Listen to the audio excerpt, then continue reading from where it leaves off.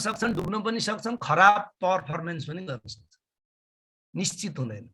त त्यस्ता कम्पनीले निकालेको बन्ड हामीले किन्नु पर्यो भने के भन्छौँ त, यस्तो रद्दी बन्ड छ मलाई त चाहियो 10 ले त म किन्दिनँ, 10 ले त सरकारी बन्ड नै पाउँछु, त के मलाई 15% चाहियो भन्छौँ। त्यस्तो खालको हाई रिटर्न भएको बन्डलाई चाहिँ नि जङ्क बन्ड भन्छन् भाइ बहिनी।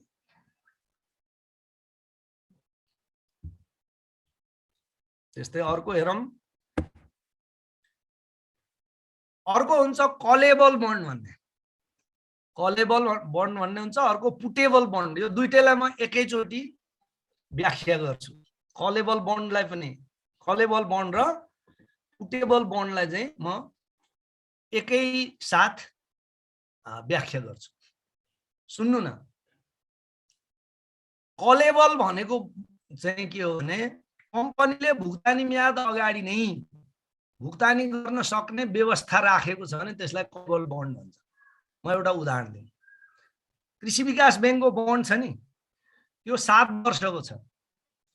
त्यो बन्डमा एउटा कन्डिसन के राखिदियो भने कृषि विकास बैंकले चाहेमा भुक्तानी म्याद अगाडि नै पनि यस बन्डको रकम भुक्तानी दिन सक्नेछ भन्ने कन्डिसन राखिदियो भने के हुन्छ त, त्यसलाई भन्छ कलेबल बन्ड। मेच्युरिटी पिरियड भन्दा अगाडि नै जुन कम्पनीले इस्यु गरेको हो त्यसले चाहिँ त्यो बन्डको भुक्तानी दिइहाल्ने, कि कल गर्न सक्ने हैन, त्यस्तोलाई कलेबल बन्ड भन्छन्। अब त्यो लेभलको क्वेशन त तपाईले सोध्नुहुन्न, तैपनि म भन्दैछु अब किन हुन्छ त यस्तो, वाइ किन कलेबल। पहिला म पुटेबल भनौँ अनि किनको उत्तर दिउँला है त। कलेबल भनेको चाहिँ के रहेछ, भुक्तानी म्याद सकिनु अगाडि नै जारी गर्ने कम्पनीले बन्डको भुक्तानी रकम भुक्तानी दिने प्रावधान छ भने त्यसलाई कलेबल भन्दो रहेछ भने भुक्तानी मिति अगाडि नै तपाईले भुक्तानी लिन चाहनुभयो, तपाईले किनेको छ नि त, कम्पनीले चाहेर हैन, तपाईले चाहनुभयो कि म 5 वर्ष वेट गर्दिन, 2 वर्षमै म अब लिन्छु, ल लिनुस् तपाईको बन्ड लिनुस्, मलाई मेरो पैसा फिर्ता दिनुस् तपाईले भन्नुभयो भने र त्यस्तो व्यवस्था त्यो बन्डमा रहेछ भने त्यसलाई पुटेबल बन्ड भन्छ। यो कल अप्सन र पुट अप्सनकै शब्द हो। यो कुरा बुझ्नुभयो। जुन कम्पनीले यो बन्ड निकाल्यो नि, 5 वर्षको बन्ड निकाल्यो मान्नुस्, र त्यसमा के प्रावधान राखिदियो भने यदि कम्पनीले चाह्यो भने 5 वर्षभन्दा अगाडि नै पनि यो पैसा भुक्तानी दिन सकिन्छ भन्ने लाग्यो भने त्यसलाई भन्छ कलेबल बन्ड। अब पुटेबल बन्ड भनेको चाहिँ के रहेछ, जसले बन्ड किन्छ, जो व्यक्तिले बन्ड किन्छ त्यो किन्ने व्यक्तिले मेच्युरिटी पिरियड भन्दा अगाडि नै उसलाई पैसाको आवश्यकता भयो, तपाईको बन्ड लिनुस् मेरो पैसा दिनुस् भन्दा दिने व्यवस्था गरेको छ भने त्यसलाई पुटेबल बन्ड भन्छन्। यो किन हुन्छ त, अब लजिक पनि सुनाइदिउँ, जो भाइ बहिनीले बुझ्नुहुन्छ धेरै राम्रो, यो बुझ्न सक्नुभयो भने किन हुन्छ भने भाइ बहिनी हो, म कृषि विकास बैंकको उदाहरण दिएर भनौँ। कृषि विकास बैंकको अहिलेको जुन बन्ड छ त्यो 10.35% फिक्स रेटको हो। कृषि विकास बैंकले जुन डिबेन्चर निकालेको छ त्यसको रेट चाहिँ कति छ, 10.35% प्रति वर्ष, ठीक छ। अब मान्नुस् ब्याज दर घट्यो र 1 वर्ष मुद्दती चाहिँ कृषि विकास बैंकले 6% मा पाउन थाल्यो भने कृषि विकास बैंकले यदि त्यो कलेबल बन्ड हो भने के गर्न सक्छ भने 7% मा दनादन मुद्दतीबाट पैसा उठाउने, 10% को बन्डको पैसा फिर्ता दिने। त्यो गर्यो भने उसको ठुलो कस्ट बचत हुन्छ नि। मेरो कुरा बुझ्दै हुनुहुन्छ, यो बुझ्ने कुरासँग सम्बन्धित छ। त्यसकारणले यो कलेबल बन्ड बनाउँछ, किनभने त्यो अवधिमा मार्केटमा जनरल इन्ट्रेस्ट रेट घट्छ, तपाईको बन्डको रेट भन्दा धेरै तल हुन्छ। बन्डलाई 10.35 तिरिराख्नु भएछ, यदि तपाईले 6-7% मा मुद्दती प्रति वर्ष ब्याज दिने मुद्दतीको खाताबाट रकम जम्मा गर्न सक्नुभयो भने त तपाईलाई 3% ब्याज बच्छ नि। 1 अरबको बन्ड रहेछ भने 3 करोड प्रति वर्ष बच्छ भाइ बहिनी। त्यसै कारणले कलेबल बन्ड जारी गर्छन् कम्पनीहरु। अब पुटेबल बन्ड किन, अब किन्ने मान्छेले भन्छ तपाईँ यस्तो कम्पनी हुनुहुन्छ, तपाईँ 5 वर्षभित्र भाग्ने हो कि के हो मलाई थाहै छैन, मलाई बीचमा पैसा चाहिन सक्छ। तपाईको विचार त्यस्तो हुन सक्छ। तपाईको विचार के थियो, म 3 वर्षपछि मान्नुस् तपाईको मेरो छोरा आईएससी पढ्दैछ, 3 वर्षपछि मैले डाक्टर बनाउनु छ। डाक्टर बनाउन तपाईलाई थाहा छ 40-50 लाख लाग्छ। अब मैले के सोचे भने यो 3 वर्ष 40 लाख त्यस्तै राख्नु भन्दा त एउटा बैंकको यो पुटेबल बन्ड खरिद गर्छु भने के। अब 3 वर्षसम्म मज्जाले ब्याज खान्छु, 3 वर्ष जब छोरा या छोरी एमबीबीएस पढाउनु पर्ने हुन्छ त्यो कम्पनीमा लगेर बुझाइदिन्छु, यो पुटेबल बन्ड हो, लिनुस् मेरो 40 लाख रुपैयाँ फिर्ता दिनुस् भने बीचको ब्याज पनि पाएँ मैले अनि मलाई तरलता पनि प्राप्त भयो। कुरो बुझ्नु हो नि। कलेबल बन्ड छ भने जुन कम्पनीले यो बन्ड इस्यु गर्छ त्यसको फेभरमा छैन, त्यसलाई फाइदा गर्छ यसले। भने पुटेबल बन्ड छ भने जसले बन्ड किनेको हो त्यसलाई फाइदा हुन्छ। Getting my point? मलाई आशा छ यति भनेपछि भाइ बहिनीले बुझ्नुहुन्छ। अब यहाँ लेख्ने भाषा कसरी लेखेको छु, कलेबल बन्डको हेर्नुहोस् स्क्रिनमा। बन्ड जारी गर्ने पक्षले भुक्तानी मितिमा परिवर्तन गर्न सक्ने अर्थात् जारी गर्ने पक्षले जुनसुकै समयमा भुक्तानी गर्न सक्ने शर्त भएको बन्ड। 5 वर्षको बन्ड थियो तर 3 वर्षमा लौ लिनुस् तपाईको पैसा भनेर पैसा बुझाइदिने। त्यस्तै पुटेबल बन्डको के लेख्यौं त, बन्ड खरिद गर्ने पक्षले भन्यो नि, अघि मैले भने नि मेरो उदाहरण दिए, बन्ड खरिद गर्ने पक्षले भुक्तानी मिति अगावै अर्थात् उसले चाहेको समयमा भुक्तानी लिन सक्ने बन्ड, त्यसलाई चाहिँ पुटेबल बन्ड भन्छ। कलेबल बन्ड, पुटेबल बन्ड। अब यति भनिसकेपछि त मलाई पुरा आशा छ भाइ बहिनीले कलेबल पुटेबलको कन्सेप्ट बुझ्नुभयो। अब अर्को फरेन बन्ड। फरेन बन्ड भनेको चाहिँ के हो, विदेशी बन्ड भन्नुस्। फरेन बन्ड विदेशी मुद्रामा जारी भएको बन्ड, यसको प्रतिफल पनि विदेशी मुद्रामै हुन्छ। फरेन बन्ड भन्नाले विदेशी मुद्रामा स्वदेशी कम्पनीले जारी गरेको बन्डलाई चाहिँ तपाईको फरेन बन्ड भन्छ। म उदाहरण दिउँ तपाईलाई, एउटा रियल उदाहरण। नेपाल इन्फ्रास्ट्रक्चर बैंक भन्ने एउटा बैंक छ, हामीले बैंकका प्रकारमा पनि यो पढ्यौं। त्यो बैंकले US डलरको बन्ड जारी गर्दैछ, स्वीकृति प्राप्त गरिसकेको छ। त्यो कम्पनी नेपालको हो, नेपाल इन्फ्रास्ट्रक्चर बैंक। उसले कुन मुद्रामा गर्दैछ त बन्ड जारी? US डलरमा गर्दैछ भने त्यो के हो, फरेन बन्ड। भाइ बहिनीले यस्तो नबुझ्नु होला कि फरेन कम्पनीले जारी गरेको बन्ड फरेन बन्ड होइन। जस्तै भाइ बहिनीले यसरी नबुझ्नु होला। कसरी? माइक्रोसफ्ट कम्पनी भन्ने छ, त्यो माइक्रोसफ्ट कम्पनी अमेरिकाको कम्पनी हो नि भाइ बहिनी। सबै हामीले यो धेरै जसो सफ्टवेयरहरू त्यसैको प्रयोग गर्छौं नि, हैन? माइक्रोसफ्ट कम्पनीले US डलरमा बन्ड निकाल्यो भने त्यो फरेन बन्ड होइन। फरेन बन्ड भनेको डोमेस्टिक कम्पनीले निकाल्यो तर फरेन करेन्सीमा निकाल्यो। इन्फ्रास्ट्रक्चर बैंक भनेको नेपालको कम्पनी हो, डोमेस्टिक कम्पनी हो, तर त्यसले बन्ड कुन मुद्रामा निकाल्यो त? फरेन करेन्सीमा निकाल्यो। त्यस्तो खालको बन्डलाई के भन्छ? फरेन बन्ड भन्छ। हेर्नुस् बन्डको प्रकारमा अर्को एउटा बन्ड पनि छ। मैले यो फेरि एउटा जटिल खालको बन्ड छ, तर तपाईहरुलाई फेरि यो सम्झाउन, फरेनै बन्ड सम्झाउन मलाई गाह्रो छ। अर्को चाहिँ युरो बन्ड भन्ने हुन्छ भाइ बहिनी हो। यो मैले पहिला मेरो यो नोट थियो, मैले हटाइदिएँ। किन हटाएँ भने धेरै भाइ बहिनीले मैले जति बुझाउन कोसिस गर्दा पनि बुझ्न सक्नु भएन। तर म के भन्दै छु भने जसले बुझ्नु होला त्यसलाई त फाइदै होला नि, हैन? नबुझे पनि एज इट इज रहला, तर जसले बुझ्नु होला त्यसलाई फाइदै होला। तपाई टिप्न सक्नुहुन्छ। अर्को खालको बन्ड छ, त्यसलाई चाहिँ युरो बन्ड भन्छ। युरो। अब युरो बन्ड भनेको युरोमा भएको बन्ड भन्ने सोच्लन भाइ बहिनीले, होइन त्यो के। त्यसकारणले यो बुझ्न अलिक हुन्छ भने युरो बन्ड सुन्नुस्, जसले बुझ्नुहुन्छ बहुत लाभकारी छ यो।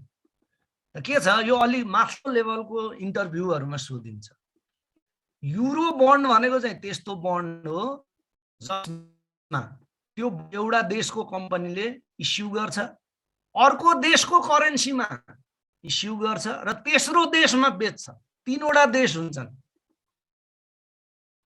फरेन फरेन बन्डमा दुईटा देश हुँदो रहेछन्। माइक्रोस भनेको कम्पनी हो, बिक्री कहाँ हुन्छ, नेपालमा हुन्छ भने त्यो फरेन बन्ड हो नेपालका लागि, ठिक छ। युरो बन्ड भनेको चाहिँ तीनटा देश हुन्छन् भाइ बहिनी। म अब उदाहरण दिउँ एकछिन, उदाहरण दिएपछि तपाईँ जसले बुझ्नुहुन्छ बुझ्न सक्नुहुन्छ। मैले इन्फ्रास्ट्रक्चर बैंकको उदाहरण दिएँ नि। नेपाल इन्फ्रास्ट्रक्चर बैंकले US डलर डिनोमिनेटेड बन्ड निकाल्दैछ, यो रियल एक्जाम्पल हो। यदि त्यो बन्डलाई चाहिँ अमेरिका बाहेक, अमेरिका र नेपाल बाहेक अन्य देशमा बेचियो भने कम्पनी नेपालको हो, US डलर भनेको करेन्सी अमेरिकाको हो, तर त्यसलाई चाहिँ बेलायतमा बेचियो, कतिको कुरो बुझ्नु हो भने त्यस्तोलाई चाहिँ युरो बन्ड भन्छन् भाइ बहिनी। तीनवटा देश हुन्छ, कम्पनी एउटा देश हुन्छ, करेन्सी अर्को देशको हुन्छ, बेच्ने बजार अर्को तेस्रो देशको हुन्छ भने त्यस्तोलाई युरो बन्ड भन्छन्। अब धेरै भाइ बहिनीलाई यो कन्फ्युजन हुने हुनाले मैले कोडबाट रिमुभै गरिदिएको छु। तपाईको लेभललाई त्यो त्यति आवश्यक पनि छैन, तर कहिलेकाहीँ अझ योभन्दा हायर लेभलमा जाँच दिन थाल्नु हो भने त्यतिखेर यो कन्सेप्ट काम लाग्न सक्छ, त्यसैले मैले तपाईलाई सम्झाएँ। अब धेरै भाइ बहिनीले अघि नै लौ न यो चाहिँ के अर्कै अझै एउटा स्लाइड रहेछ, नेपालको पुँजी बजारका समस्या के हुन्, लौ छुटियो भनेर भयङ्कर आत्तिनु आएको थियो हैन। अब भन्छु, तर अझै एउटा स्लाइड अझै बाँकी रहेछ। त्यो स्लाइड भनिसकेपछि नेपालको पुँजी बजारका समस्याहरू जो भाइ बहिनी अघिदेखि क्वेरी गरिराख्नुभएछ म भन्छु। अब एउटा सरकारी सुरक्षण पत्र बजार, यो सिम्पल हो। यो यस्तो बजार हो जहाँ सरकारी सुरक्षण पत्रको किनबेच हुन्छ, जस्तै सरकारी bond, state government bond, municipal bond भन्छ, धेरै खालको हुन्छ सरकारी सुरक्षण पत्र। डेभलपमेन्ट ब्याङ्क, केन्द्रीय सरकारले निकाल्ने विकास ऋण पत्र हुन्छन्, केन्द्रीय सरकारले निकाल्ने विशेष ऋण पत्र हुन्छन्। त्यस्तै देश चाहिँ संघीयतामा गइसकेपछि राज्य सरकारहरूले पनि निकाल्छन्। नेपालमा अहिले सुरु भएको छैन, भर्खरै यो संघीयता लागेको छ।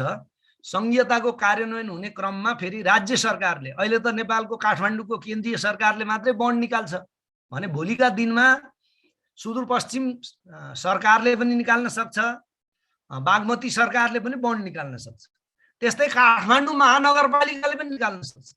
त्यसलाई म्युनिसिपल बन्ड भन्छ। State government bond, municipal bond, central government bond. केन्द्रीय सरकारले निकाल्ने सेन्ट्रल गभर्नमेन्ट बन्ड, स्टेट गभर्नमेन्टले निकाल्ने स्टेट गभर्नमेन्ट बन्ड, नगरपालिका म्युनिसिपालिटीहरूले निकाल्ने बन्डलाई म्युनिसिपल बन्ड भन्छ। यस्ता खालका सरकारी सुरक्षण पत्रको खरिद बिक्री हुने बजार विकसित वित्तीय बजारमा अलग्गै हुन्छ। नेपालमा सानो बजार भएको हुनाले गभर्नमेन्ट बन्ड, डिभेन्चर, सेयर सबै एउटै बजारमा किनबेच हुन्छ, तर विकसित वित्तीय बजारमा चाहिँ यी बजार पनि अलग अलग हुन्छ। त त्यस्तो बजार जहाँ सरकारी सुरक्षण पत्रको मात्र कारोबार हुन्छ भने त्यसलाई सरकारी सुरक्षण पत्रको बजार भन्छ। अब मैले त्यो लेख्ने भाषा लेख्दै छु। सरकारको विकास निर्माण सम्बन्धी अथवा दीर्घकालीन वित्तीय दायित्व पूरा गर्न केन्द्रीय बैंक मार्फत सार्वजनिक सूचना जारी गरी सङ्कलन गरिने सुरक्षण पत्रको कारोबार हुने बजारलाई सरकारी सुरक्षण पत्र बजार भनिन्छ। त्यस्तै तपाईको निश्चित ब्याज दर र भुक्तानी अवधि भएका यस्ता सुरक्षण पत्रहरू प्राथमिक र दोस्रो बजारमा खरिद बिक्री हुन्छ भनेको गभर्नमेन्ट बन्डहरू, डिभेन्चरहरू। प्राथमिक बजार भनेको के नि, फेरि यसमा पनि गभर्नमेन्ट बन्डमा पनि प्राथमिक र द्वितीय बजार हुन्छ। जस्तै अब पहिला त कसले किन्छन् त, बैंकले किन्छन् हैन ती, अनि तिनीहरूलाई लिस्टिङ गरिन्छ के नेप्सेमा। नेप्सेमा लिस्टिङ गरिसकेपछि तपाईँ हामीले पनि किन्न सकिन्छ। त्यो भयो, अहिले भइसकेको छैन नेपालमा, तर यो हुने क्रममा छ। अब 1-2 वर्षपछि यो हुन्छ। त के सरकारी सुरक्षण पत्र पनि दोस्रो बजारमा पनि किन्न पाइन्छन्, विकसित वित्तीय बजारमा। नेपालमा अहिले छैन, अब छिट्टै भविष्यमा यो व्यवस्था हुँदैछ। यसका लागि आरबीबी मर्चेन्ट ब्याङ्कलाई तपाईको मर्चेन्ट ब्याङ्क कम्पनी पनि राष्ट्र ब्याङ्कले छानिसकेको छ। त्यही भएर मलाई थाहा भएको, म त्यो कम्पनीसँग सम्बन्धित व्यक्ति छु, सम्बन्धित व्यक्ति हुँ, त्यस कारणले मलाई भित्री सूचना थाहा भएको। अब आउने दिनमा चाहिँ तपाईको सरकारी बन्ड डिभेन्चर पनि दोस्रो बजारमा किनबेच हुँदैछ। निश्चित ब्याज दर र भुक्तानी अवधि भएका यस्ता सुरक्षण पत्रहरू प्राथमिक र दोस्रो बजारमा खरिद बिक्री गर्न सकिन्छ। बैंक तथा वित्तीय संस्थाहरूले नियामकीय अनुपातहरू कायम गर्न भनेको एसएलआर कायम गर्न तथा पोर्टफोलियो व्यवस्थापनको उद्देश्य सहित त्यस्ता उपकरणमा लगानी गर्छन्। ए भाइ यो पोर्टफोलियो म्यानेजमेन्ट भन्ने बुझ्नुभएको छ? अलिअलि बुझ्नुभएको छ? सबै भाइ बहिनीले बुझ्नु भएको छैन होला। यो पोर्टफोलियो भनेको के हो भने भाइ बहिनीहरू तपाईलाई सोधिन सक्छ। यो पोर्टफोलियो भनेको चाहिँ आफूसँग भएका सम्पत्तिहरूलाई विभिन्न शीर्षकमा राख्ने ताकि त्यसको के होस्, त्यसबाट हुने रिटर्न बढी होस् र के जोखिम कम होस्, त्यसलाई पोर्टफोलियो भन्छ। Portfolio management is the process of managing your asset in such a way that you are putting your assets in different heads so that your return will be maximized, your risk will be minimized. अंग्रेजीमा भन्न सजिलो छ कि अब नेपालीमा म यसलाई व्याख्या गर्न थाले भने अब शब्द टुक्रिन्छ। पोर्टफोलियो भनेको चाहिँ आफ्ना सम्पत्तिलाई विभिन्न शीर्षकमा यस प्रकारले राख्ने कि त्यसबाट हाम्रो आयमा वृद्धि होस् तर के जोखिम कम भएर जाओस्, यसलाई पोर्टफोलियो भन्छ। त यो सरकारी सुरक्षण पत्र बैंक तथा वित्तीय संस्थाले किन किन्छन् त भन्दा पोर्टफोलियो म्यानेजमेन्ट गर्नलाई। भनेको सरकारी सुरक्षण पत्रमा त जिरो रिस्क इन्स्ट्रुमेन्ट हुन् नि तिनीहरू। यो पनि सोधिन सक्छ है भाइ बहिनी, शून्य जोखिमको उपकरण भनेका के हुन् भनेर सोध्यो भने तपाईले जिरो रिस्क इन्स्ट्रुमेन्ट, यो राष्ट्र बैंकको जाँचमा आउन सक्छ भाइ बहिनी। जिरो रिस्क इन्स्ट्रुमेन्ट या नेपालीमा शून्य जोखिम भएका उपकरण भनेर सोध्यो भने तपाईले के भन्नुपर्छ, गभर्नमेन्ट सेक्युरिटी। त्यो भनेको के हो, ट्रेजरी बिलमा लगानी गर्नु भने तपाईको जोखिम शून्य हो। हिजो पनि मैले भन्ने सरकारी बन्ड या सरकारी डिभेन्चरमा तपाईले लगानी गर्नुभयो भने के भयो, त्यो पनि के हो, जोखिम शून्य हो। त्यसैले जिरो रिस्क इन्स्ट्रुमेन्ट, शून्य जोखिम भएको उपकरण भन्यो भने सरकारी सुरक्षण पत्र हुन् है, तपाईहरुले सम्झिराख्नु होला। त यो के हो, सरकारी सुरक्षण पत्रको बजारबाट बैंक तथा वित्तीय संस्थाहरूले सरकारी सुरक्षण पत्र किन्ने दुईटा मकसद हुँदा रहेछ। जोखिम कम गर्ने, रिटर्न बढाउने। कसरी बढाउने, आफूसँग बढी भएको तरल सम्पत्तिलाई यस्ता चीजमा ट्रेजरी बिलमा बन्डमा लगानी गर्ने। जोखिम त जिरो छ यसमा, तर त्यतिकै ढिकुटीमा थन्किने या नेपाल राष्ट्र बैंकको खातामा जिरो ब्याजमा राखिने रकमबाट केही न केही रकम तपाई कमाउनुहुन्छ नि। त्यसले गर्दा के भयो त, तपाईले त्यसबाट हुने आयमा वृद्धि गर्नुभयो तर जोखिम के छ त यसमा, जिरो छ।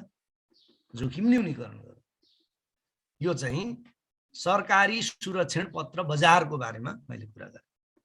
अब लास्टमा धेरै भाइ बहिनीहरूले पटक पटक कोइरी गरेको स्लाइड यहाँ छ। नेपाली पुँजी बजारको समस्या के हुन् भन्यो भने यी हुन्। अब मैले रोकेको थिएँ नि तपाईहरुलाई, नेपाली पुँजी बजारको समस्या भन्छु भनेर। अब यहाँ हेर्नुस्, दुई चारवटा समस्या रहेछ। अब पहिलो समस्या के रहेछ, इक्विटी, डेब्ट, कन्ट्र्याक्चुअल, सेभिङ, डेरिभेटिभ जस्ता पुँजी बजारका उपकरणहरू प्रचलनमा रहेको पाइँदैन। समस्या यस्तो छ कि त्यो बजारमा किन्न चाहेको चिजै पाइँदैन भने त्यो बजारको समस्या हैन हो नि। म एउटा भाइ बहिनीलाई एउटा उदाहरण दिउँ है, तर यो यहाँको उदाहरण हैन, तर तपाईहरुले कहिल्यै पनि नबिर्सिने बनाउनका लागि म यो उदाहरण दिँदैछु। म चाहिँ मेरो एकजना रिलेटिभ भोजपुरबाट हुनुहुन्छ। भोजपुरको कुनै एउटा सानो बजार छ, मैले नाम लिइन। ल नामै लिँदा पनि के फरक पर्छ र, बजारको नाम हो हैन। एउटा चाहिँ भोजपुर जिल्लामा दावा बजार भन्ने छ, कतिपय भाइ बहिनी अनलाइनमा थाहा पनि पाउनुहुन्छ होला। पूर्वाञ्चलको भोजपुर जिल्ला छ, त्यहाँ एउटा दावा बजार भन्ने बजार छ। सदरमुकाम भन्दा अलिकता पूर्व हो कि पश्चिमतिर, धेरै छैन, 8-10 किलोमिटरमा। आजभन्दा 10-15 वर्ष अगाडि त्यहाँको मेरो रिलेटिभले भन्नुहुन्थ्यो कि आफू जन्मेको ठाउँ मलाई भयङ्कर माया छ, तर के गर्ने बडा समस्या छ। उहाँको बुवाहरू हुनुहुन्थ्यो, त्यहाँ आमाहरू हुनुहुन्थ्यो। आफू जन्मेको ठाउँ मलाई भयङ्कर माया छ, तर के गर्ने, मसँग पैसा छ तर म फलफुल किन्न सक्दिनँ, त्यस्तो बजार छ।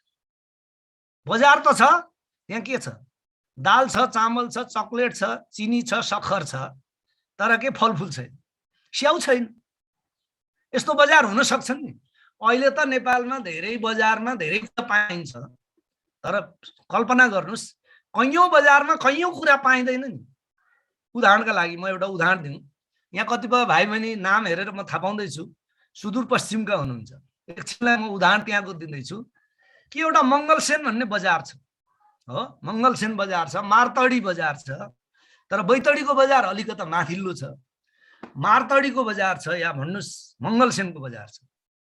तपाईले मङ्गलसेनको बजारमा गएर काँचो सुन किन्छु भन्नुहुन्छ भने पाउनुहुन्छ?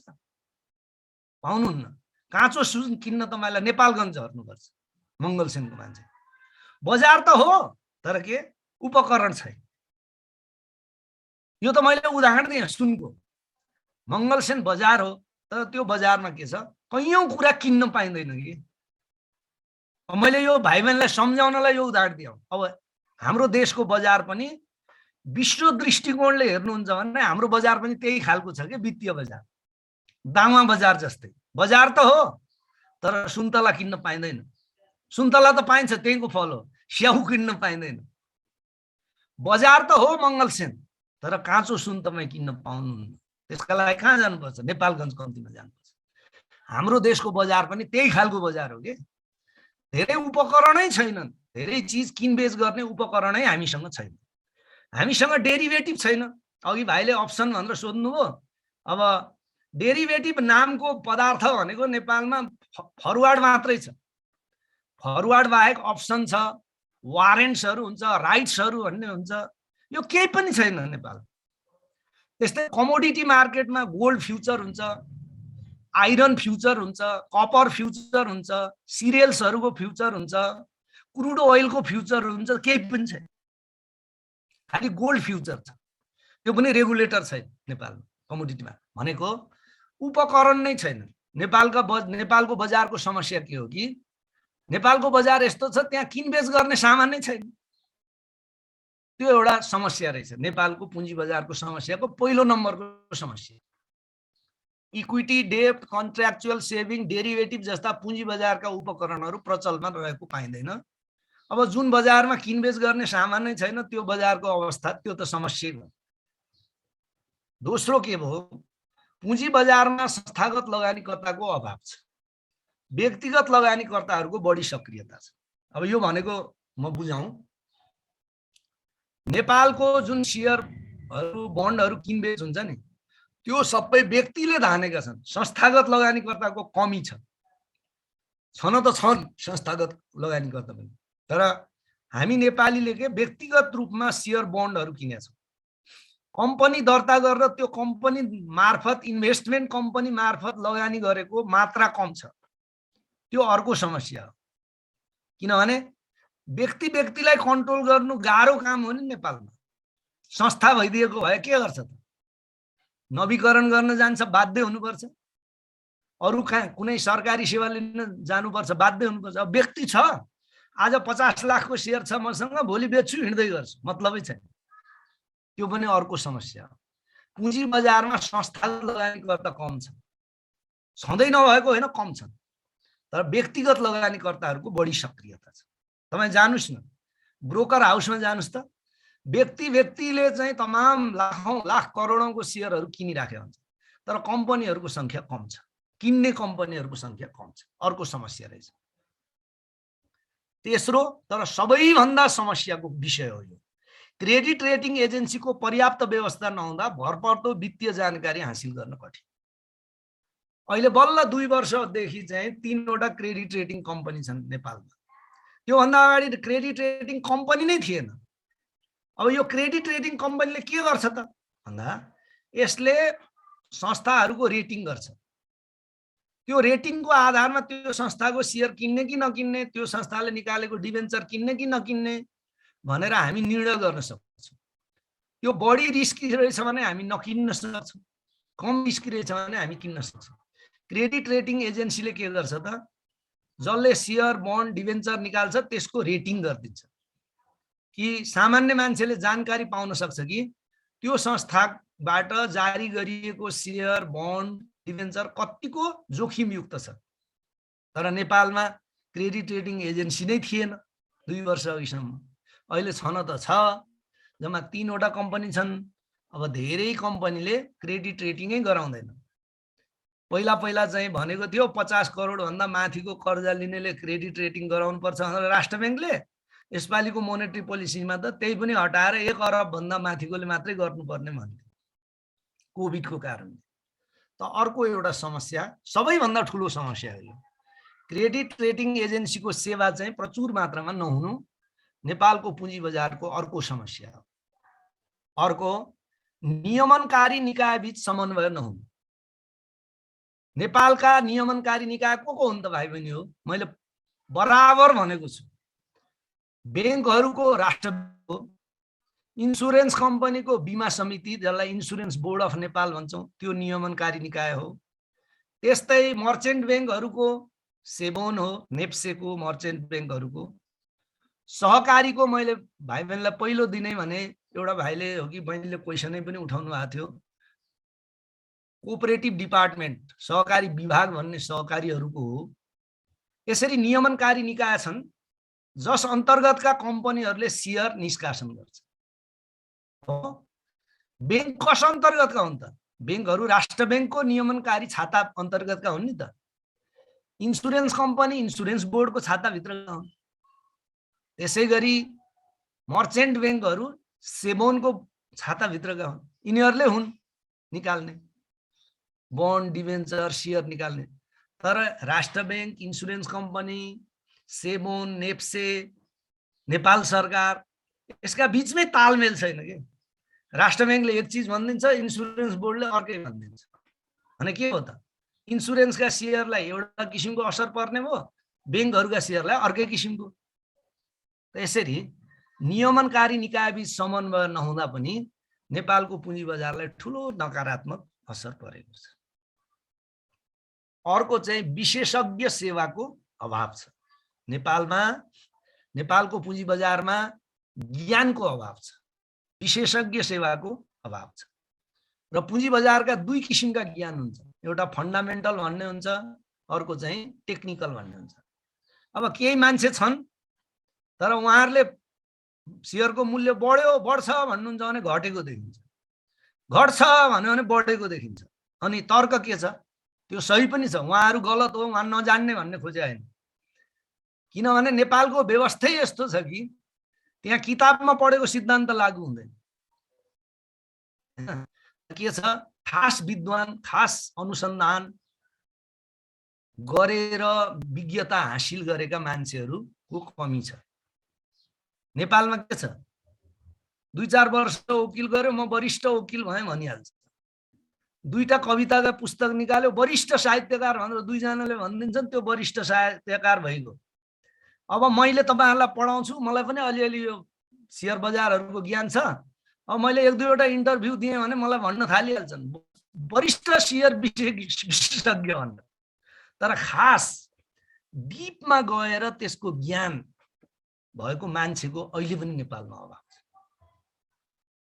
यो चीज के हो, नेपालको पुँजी बजारका केही प्रमुख समस्याहरू हुन् भाइ बहिनी, जुन कि तपाईहरुले पटक पटक पहिलो यो पुँजी बजार मुद्रा बजार पढ्न सुरु गर्न साथ भन्नुभएको थियो। अहिले मैले नेपाली पुँजी बजारका समस्याहरूको कुरा गरेँ। अब म एकैछिन 1-2 वटा च्याट मात्रै लिन्छु, टाइम पनि छैन, कति भाइ बहिनीलाई अफिस जान छ। आजलाई यति गरौँ, ठिक हो, यति गरौँ बाबु, ठिक छ। एकदम अब म सुरुदेखिको स्लाइड देखाइदिन्छु। धेरै भाइ बहिनीको यो भनाइ छ, स्लाइड देखाइदिनु पर्यो सर भन्ने। आज पढाएको सुरुदेखिको स्लाइड देखाइदिन्छु र म भरे या भोलितिर तपाईहरुलाई यो हिजो र आज पढाएको प्रोबेबल क्वेसनहरुको हामी डिस्कस गर्छौं है। भरे भोलि आज भ्याइदैन, अहिले भ्याइदैन। ल हामीले आज धेरै पढेका छौं भाइ बहिनीहरु। यो टपिक चाहिँ एउटै छ तर कुरा चाहिँ धेरै छ। हिजो हामीले मुद्रा बजारको विस्तृत विश्लेषण गर्यौं भने आज हामीले पुँजी बजार भनेको के हो भनेर पहिलो स्लाइडमा मैले तपाईहरुलाई सम्झाउने प्रयास गरे। दोस्रो स्लाइडमा पुँजी बजारका विशेषता, क्यारेक्टरिस्टिक्स अफ क्यापिटल मार्केट, यो बारेमा डिस्कस गरे। तेस्रोमा पुँजी बजारका किसिम, टाइप्स अफ क्यापिटल मार्केटको हामीले कुरा गर्यौं, जस अन्तर्गत प्राइमरी शेयर, सेकेन्डरी शेयर मार्केटको कुरा गर्यौं भने अर्को चाहिँ बन्ड मार्केट, शेयर मार्केटहरुको कुरा गर्यौं। त्यस्तै गरी शेयर बजारहरुको प्राथमिक शेयर र द्वितीय शेयरको हामीले विस्तृतमा व्याख्या गर्यौं र प्राथमिक शेयरमा के हुन्छ, शेयर बजारमा के हुन्छ, द्वितीय शेयर बजारमा के हुन्छ, त्यसका क्यारेक्टरिस्टिक्स के हुन् त्यसको पनि हामीले व्यापक रूपमा विश्लेषण गर्यौं। त्यस्तै प्राथमिक शेयर बजारका विशेषताहरू हामीले छलफल गर्यौं, दोस्रो बजारका विशेषताहरू छलफल गर्यौं पोइन्ट पोइन्टमा। त्यस्तै गरी ऋणपत्र बजार भनेको के हो, सामान्य कन्सेप्ट मैले हजुरहरुलाई क्लियर प्रयास गरे। त्यस्तै गरी यो फिक्स्ड इन्कम मार्केट भनेको किन यसलाई फिक्स्ड इन्कम मार्केट भनेको हो, फिक्स्ड इन्कम रेट भनेको के हो, फ्लोटेबल रेट भनेको के हो भनेर रेटहरुको बारेमा पनि मैले तपाईलाई कुरा गरे। त्यस्तै बन्ड र डिभेन्चरको मैले दुईटा उदाहरण समेत दिएर तपाईहरुलाई क्लियर गर्ने प्रयास गरे। भाइ बहिनीहरु नबिर्सिनु होला, म फेरि दोहोर्याउँदै छु। बन्ड भनेको त्यस्तो ऋणपत्र हो जसमा सुरक्षण हुन्छ, डिभेन्चर भनेको त्यस्तो ऋणपत्र हो जसमा सुरक्षण हुँदैन। यही मात्रै फरक हो, अरु केही पनि हैन। यहाँ नोटमा पनि दिएकै छ, भरे साँझसम्म तपाई नोट पाउनुहुन्छ। र हामीले बन्डका प्रकारहरू, विभिन्न प्रकारका बन्डहरुको विस्तृत व्याख्या गर्यौं। जीरो कुपन बन्ड भनेको के हो, फ्लोटिङ रेट बन्ड भनेको के हो, जंक बन्ड भनेको के हो, कलेबल बन्ड भनेको के हो, पुटेबल बन्ड भनेको के हो, फरेन बन्ड भनेको के हो, यसको व्याख्या गर्यौं। हामीले सर्टमा सरकारी सुरक्षण पत्र बजारको विषयमा छलफल गर्यौं एकदम सर्टमा। त्यस्तै गरी लास्टमा हामीले नेपाली पुँजी बजारका समस्याहरूको पनि मैले उदाहरण सहित तपाईहरुलाई व्याख्या गरे। आजलाई अब अहिलेलाई यति गरौं। आज र भोलि म दुईटै बिहान र बेलुका नै तपाईहरुको लिन्छु, त्यसले गर्दा तपाईहरुको क्लास पनि अलि फास्ट जालान्। पर्सिदेखि हाम्रो रेगुलर क्लास छँदैछ। आज र भोलि चाहिँ बिहान बेलुकै हुन्छ होला है। र अब यति भन्दै तपाईहरुलाई एकदम थ्यांक यू भेरी मच। तपाईहरुको कहीँ अफिस जाने पनि बेला भयो होला, म चाहिँ अब यसलाई स्टप गर्दै छु। Thank you very much. Hello hello web, Webley सुन्दै हुनुहुन्छ? मैले क्लास सकाएँ है भाइ। हेलो जोशी जी,